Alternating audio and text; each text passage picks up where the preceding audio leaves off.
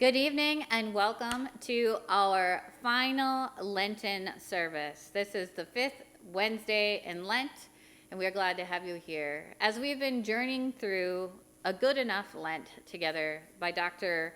Kate Bowler of Duke University. This final week, we are going to be talking about how hard it is in this time and place, even if it is just Lent now, but we know this is the case every single day of our lives. This week's theme is the burden of love. And so I start with a quote from Edna St. Vincent Millay, the letters of comes from the letters of Edna. Sorry, I'm going to keep going because you know what? That's how it goes. Edna St. Vincent Millay. Where you used to be, there's a hole in the world, which I am constantly finding myself walking around in the daytime and falling in at night. I miss you like hell. The burden of love. Our Bible text today comes from Psalm 86. I might actually sing with this one, so just get ready. Incline your ear, O Lord, and answer me, for I am poor and needy. Preserve my life, for I am devoted to you. Save your servant who has trusted in you. You are my God. Be gracious unto me, O Lord. For to you I cry all day long. Gladden the soul of your servant, for to you, O Lord, I myself lift up my soul. For you, O Lord, I know are good and forgiving, abounding in steadfast love to all who call on you. Give your ear, O Lord, to my prayer. Listen to my cry of supplication. In the day of my trouble I call on you, for you I know will answer me. And the psalm chant with this goes, O Lord, hear my prayer. O Lord, hear my prayer. When I call, answer me. And you can chant it together if you need to. So this week, our chapter is called The Burden of Love. So many of us might have dealt with some sort of grief through this time and place. And so this is the final week in Lent, the time and place where the disciples were fearful. Jesus himself was fearful, getting ready to enter into Jerusalem, knowing that what would be awaiting him. There was grief. Some people could see it coming a mile away, like people like Mary who anointed Jesus' feet. And yet others could not, like many of the disciples, wondering, is this really happening? Is this really going to happen, or will Jesus save himself? So here is Kate Bowler, and the chapter is The Burden of Love. Why is it that grief feels so much like fear? That is the question you don't expect an author like C.S. Lewis to be asking, especially if you have read his many children's books where good always wins. In his Narnia tales like Lion, Witch, and the Wardrobe, the evil White Witch is overpowered by the untamable Aslan. But in A Grief Observed, Lewis allows himself to ask the questions poured from the deepest parts of his pain. Two things had suddenly collided in his life. Just as he realized he was in love with his friend Joy, he was about to lose her.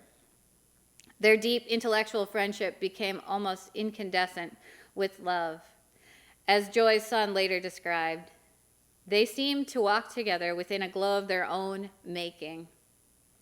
But as they were declaring their love and exchanging their vows, Joy was diagnosed with terminal cancer.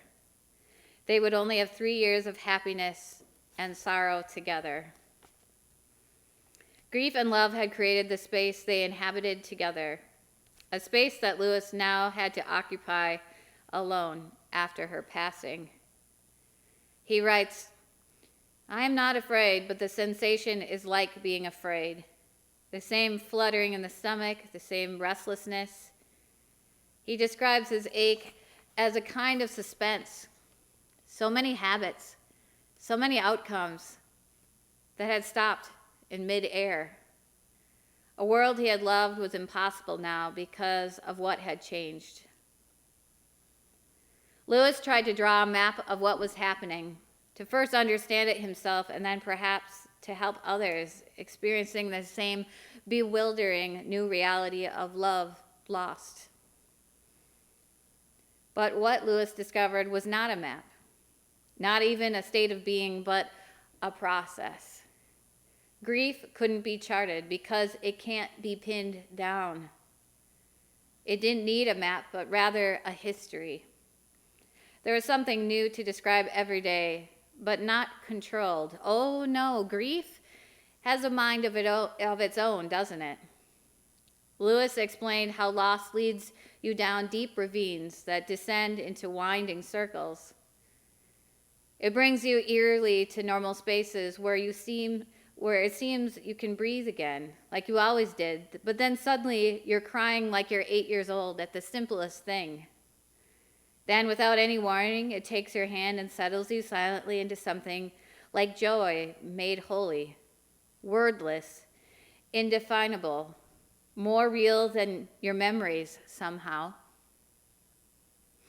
There's nothing we can do with suffering except for to suffer it, Lewis writes. When we have lost someone, advice from other people can sound a lot like white noise, and sometimes that advice is terrible. She is in a better place. At least they're not suffering anymore. God needed another angel. Terrible, terrible things to say to people in the midst of grief and loss of their beloved. A veil seems to descend between the grief-stricken and everyone else in the world. It makes us yearn for communities who carve out space for mourning, like the Jewish custom of sitting Shiva, where friends and family gather for 7 days together, repeating prayers together and remembering their beloved. Or how people in Greece and Portugal encourage widows to wear black for months or even a year at a time, creating a reminder for others of their loss and to be gentle with them. We all need a bit of permission to allow ourselves in time and space to feel the weight of loss and to move through it in our own way. So many times we expect people who've lost a loved one months later to be over it. But when a lifetime of love has come to an end, how after a month can we be over it? So, my dears, what then can be said of grief except that it is a burden of love? It can't be defined or drawn, only suffered. But what must be said, what must be given, is a permission to feel it. You are allowed to feel it, all of it, not as a state, but as a process. No one can tell you what the process might be for you just now. So gently, ever so gently, let it lead you through.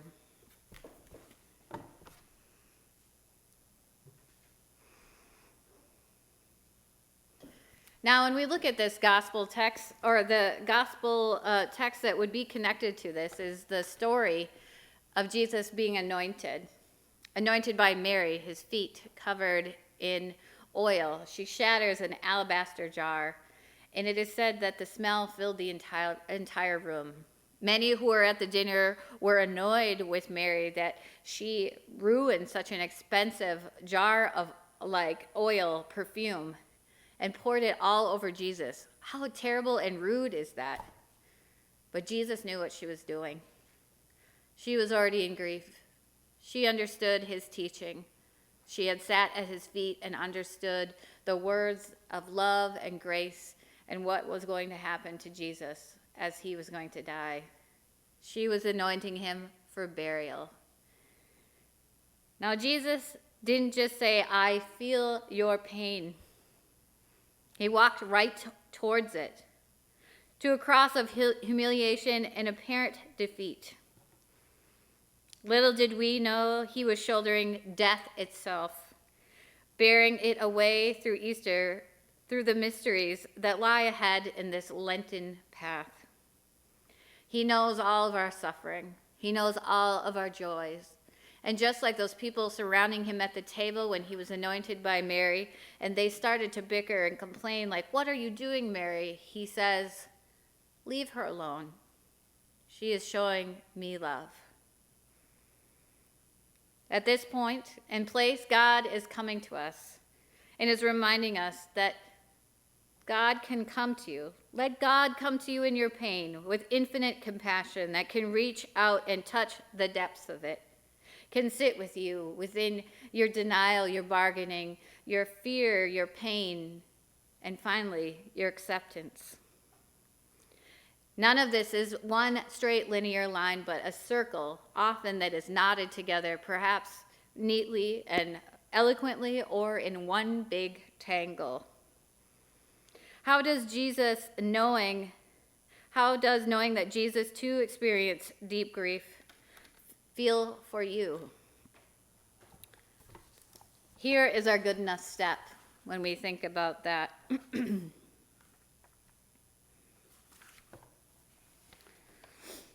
When we feel like the world is alone, we are alone in our grief. Find a way to be spontaneous and find yourself centered. Let the tears flow if they come. Let the prayers be spontaneous. Sit down and rest. If you find a couch or a chair or a bench or a chair along the way, listen to the world around you, the life that comes and goes in cycles and in seasons. Listen to the cicadas, the frogs, the birds that are coming back in the springtime. Listen to their songs as prayers. Add yours to the chorus, whether it's joyful or sad. I leave you today, our final Lenten service, there you have joined us here at French River, with a blessing for when you are in grief. Soon we'll be singing Alleluias with all the saints in light with Jesus, but now we sit and deal with our grief. Blessed are you, dear one, that in a place you don't recognize, where the landscapes feel hostile and you are fumbling around in the darkness. Everything feels wrong because something important has died or someone we loved is now gone. That one who filled the space that was beautiful and meaningful. How can the world continue to spin when mine feels as if it has stopped? Blessed are you, dear heart, grieving that which feels irreplaceable. And you think you are right to think so. Don't let anyone place upon you any other truth, but know this utterly. Blessed are you under the burden of all that love, because bearing it along with you is the faithful path for you to walk now. Do the right thing and step one step at a time. And even if you take a break and cook breakfast or buy flowers or laugh at silly jokes, it isn't breaking this faith, this burden of love. It is rest that pays tribute in its own way. It is replenishing that is needed in order to continue to press on and go through that all you meet, the landmarks that tell you that things are not the same. And you remember all over again and still feel like the world is wrong.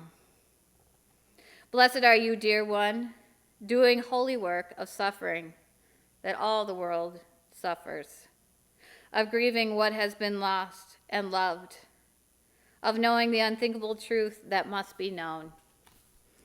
This grief can make you feel on the other side of the glass from the world around you, a force field separating you from the realities. Yet blessed are you in your reality, for yours is the one most seen by God, who has felt this grief as well, who breathes compassion upon you even now, who has walked this path and who leans towards you, gathering you up into the arms of love. Rest now, dear one. You are not alone. You are enough. Amen. Thank you for joining us all these weeks. We hope to see you this Palm Sunday and also Maundy, Thursday, and most especially Easter Sunday. God be with you in this journey of the Passion that is ahead of us. I'm Pastor Kim Sturts. This is French River Lutheran Church. Be blessed and be well.